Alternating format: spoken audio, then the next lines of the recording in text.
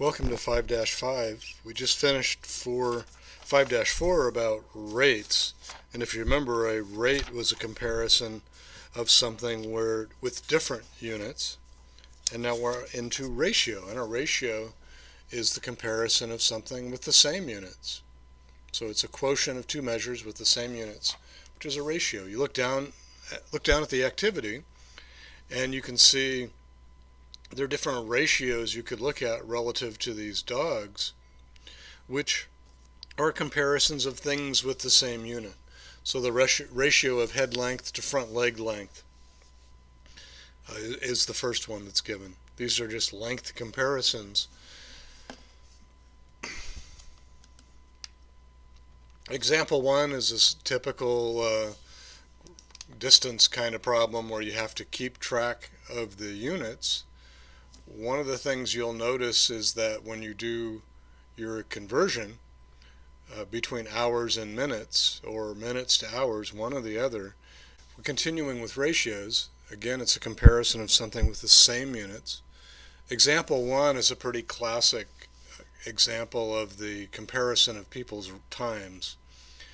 In one case it's in hours, the other one is in minutes, so it appears that initially the ratio has different units, but you can convert one to the other. You can convert the hours to minutes, or alternatively you could convert minutes to hours. Either way, you're going to end up with a ratio comparing something with the same units, and you'll end up with the same result. Ratios can be expressed as percent. It's often done. Keep in mind, please remember that percents are not useful when you're doing algebra, not within a problem. It's a useful way to communicate results.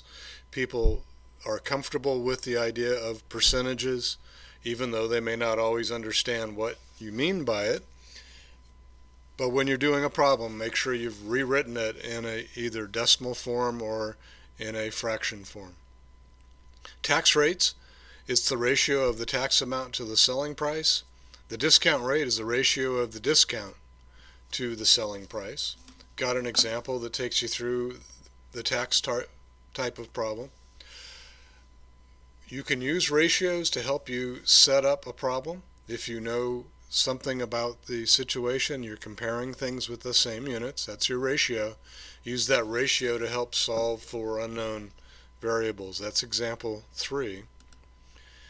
And then example 4 is when ratios change, which is you have a moment in time where a comparison of two things gives you one ratio. Later, circumstances may have changed. There are more events, and you can reevaluate that ratio and see whether it's come out differently. Your assignment is covering the ideas, applying the math, and then on to the mastery quiz. I'll be covering a few examples, so hang on. Okay, this is our first extra example for 5-5, the lesson on ratios. In example 1, we have that David's foot is exactly 1 foot long, while Julian's is only 10 inches long. Write a ratio comparing Julian's foot size to David's. So we're looking for basically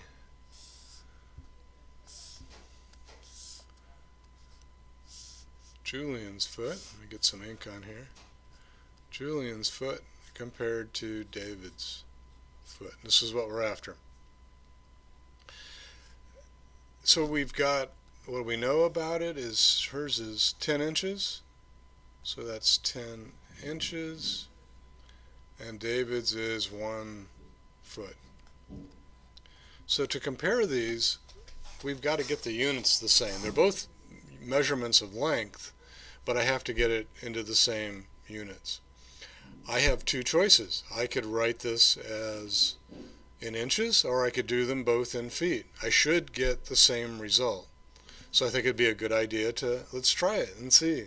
So first we're going to go with inches because that's just really easy. So it's 10 inches divided by 12 inches, because 12 inches equals 1 foot.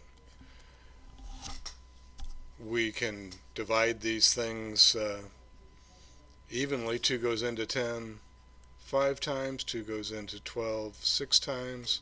So my ratio is 5:6. Let's try it the other way. Okay, so that's it when we compared it in inches. Now let's compare it in feet. So we have 10 inches times 1 foot divided by 12 inches all over 1 foot. This will allow me to cancel out inches. I'm left with feet. So 10 divided by 12 is, oh, we already know that 10 divided by 12 is 5/6. So it's 5/6 of a foot divided by 1 foot. Feet cancel. I'm left with 5. And 1 goes into 5/6, 5/6. So our answers are the same no matter how we converted this. We got the same result because we're comparing a ratio of the two lengths. Let's take a look at this one, 5-5, example 2. A shirt that sells for $30 is on sale for $25. The tax on the sale price is $1.93. So the total cost with tax is $26.93. What is the tax rate? The tax rate is the discount. So let's see, the discount, so A, the discount is 30 minus 25. That's how much we've discounted this by, and this is $30 minus $25, divided by the original price, which was $30. That gives me $5 divided by $30, and this is going to be an approximation because we are just dealing with the discount, and that's going to give me approximately 0.167, because 5 divided by 30 is going to be 0.1 and then 6 repeating. We're just going to round off here, which means that we could write this as as we would tell somebody, is it's about 16.7% is our discount rate. What's the tax rate? Well, we can get the tax rate because we know that it costs $25, and the tax rate is the ratio of the tax amount to the selling price. So 193, the tax amount, divided by the selling price, which is $25. And what's that going to give us?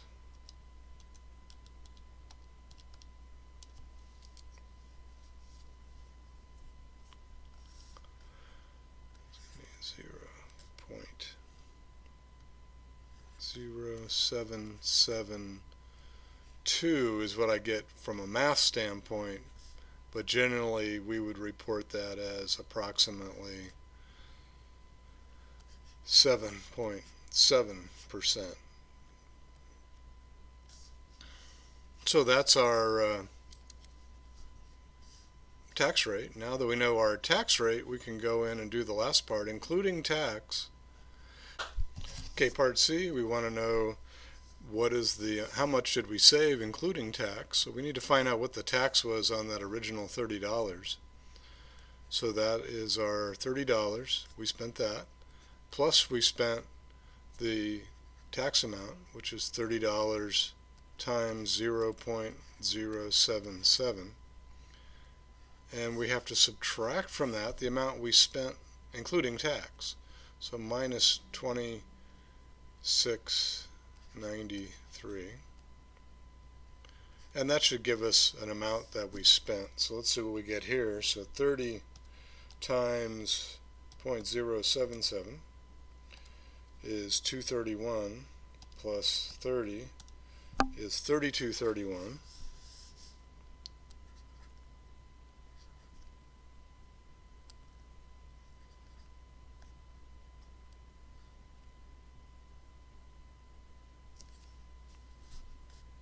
And we want to subtract from that our 2693.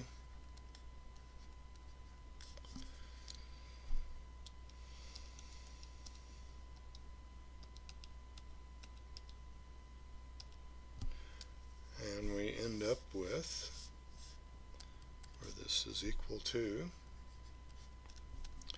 5.38. So $5.38 is what we saved in total through this discount that we got.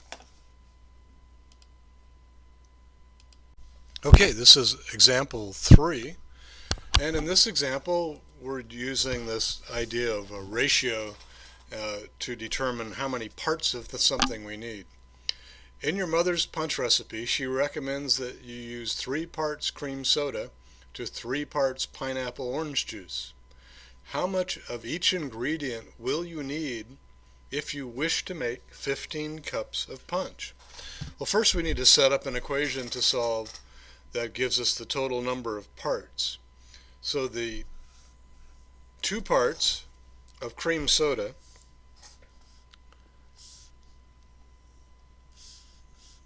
so I have 2 parts cups. So this is in cups that I'm doing.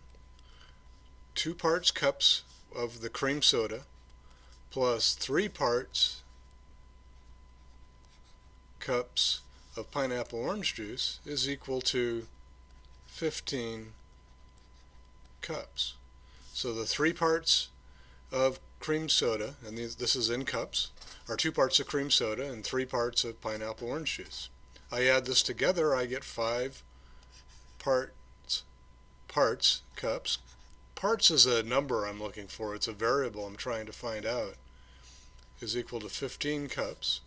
I divide by 5 cups, so I'm left with P equals 15 divided by 5. Cups cancels out.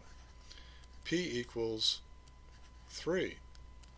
So before I get too excited, I'm not quite done yet because I've been asked how much of each ingredient will I need. And I know if P equals 3, that means 2 times 3 equals 6 cups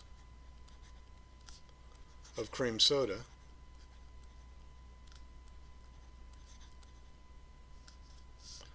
And 3 times 3 equals 9 cups of pineapple orange juice. So I've got my answer. 6 cups of one, 9 of the other. 6 plus 9 adds up to 15. The total number of cups works out. So that's our ratio example for determining the parts problem. Remember that you're putting this together first as the total parts adds up to the amount you're interested in. And then from there you got to solve for what is one part and figure out how it applies to each one of them. That's our parts problem. Here's our last example. This is example 4. During the first 2 quizzes of the semester, Ali got scores of 6 and 4 out of 10. On how many quizzes will Ali have to earn a 9 to bring his average up to 8? Well, this problem is one of those changing ratio problems, but we know that he got a 6 and a 4, and he did that out of 2 different tests, so that average 6 plus 4 is 10 divided by 2. His average for that was 5. Now he's going to do some more quizzes. We don't know what that is, and he's going to get a 9 on all of those. So what we know is he took quiz 1 and got a 6, quiz 2 and got a 4, and now we know that he took some other quizzes and he got a 9 on them. So 9 times the number of quizzes on each of those quizzes. The average of that is the 2 we already took, so 2 already, plus however many more quizzes he took, that number there, which is the Q. So this is our new average, is this total up here. The sum divided by this sum is going to equal 8 for the correct answer of Q. We're going to clear the fractions, and I'm going to simplify the numerator. 6 plus 4 is 10. plus 9q, and 2 times 8 is 16, plus 8 times q is 8q. I can simplify this by subtracting 8q from both sides of the equation and subtracting 10 from both sides of the equation. 8 from 9 is just q. 10 from 16 is 6, and we have our answer that he needs to have 6 quizzes with a 9 in order for his average score to become 8. And that's our solution to this last ratio problem. I hope this has been helpful. Looking forward to seeing you get done with the mastery quiz and carrying it on with some more algebra.